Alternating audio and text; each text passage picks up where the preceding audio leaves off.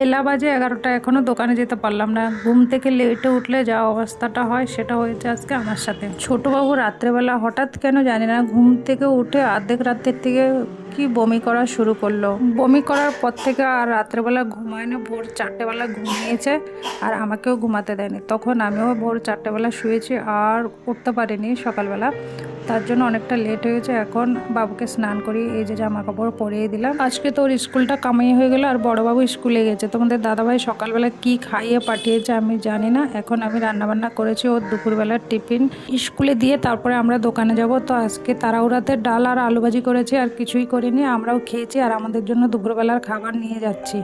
তো এখন দেখো বেরিয়ে পড়লাম। আর বাবু দেখো স্কুলে যায়নি, হোমওয়ার্কটা ছিল তার জন্য ব্যাগ নিয়ে নিল, দোকানে বসে বসে হোমওয়ার্ক কমপ্লিট করবে। এখন বাবু সুন্দর সুন্দর গল্প করছে আর অ্যাকশন করছে, ওগুলো দেখে দেখে মা ছেলে যাচ্ছি। আর দেখো আজকের ওয়েদারটা দারুণ দিয়েছে, কিন্তু আজকে দারুণ কিন্তু রোদ বেরিয়েছে, কালকে কিন্তু মেঘলা মতো ছিল। তো দেখো বড় বাবুকে খাবার দিয়ে চলে আসলাম। তো আজকে দেখো দোকানটা কে খুলছে, ছোট বাবু দোকান খুলছে। দেখো যখনই ও দোকানে আসবে, দোকান খোলা হয়নি, তখনই ও বলবে আমাকে দাও, আমি দোকান খুলবো, জিদ করতে থাকবে যত সময় না দেবো। তো দেখো আজকে এতগুলি আমাকে কাজ করতে হবে, তো ডাউট হচ্ছে অনেকটা বেলা করে আসলাম, এতগুলো কাজ ওঠাতে পারবো কি না।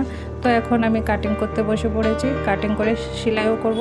তো দেখো একদম রাত্রেবেলা আমার দোকানের সামনে দেখো কত সুন্দর লাইটিং করেছে। আর তোমাদের দাদাভাই দেখো দোকান বন্ধ করছে। এখানে একটা মায়ের পুজো আছে, সঠিক আমি জানি না কি মায়ের পুজো, দারুণ লাইটিং করেছে কিন্তু। আর পুরোটা রাস্তা লাইটিং করেছে। আর বড়বাবু দেখো বদমাইশি করছে, তার সাথে ছোট। এখন যাচ্ছি আমরা বাড়িতে। ভিডিওটা এখানে শেষ করছি, দেখা হচ্ছে নতুন ভিডিওর সাথে।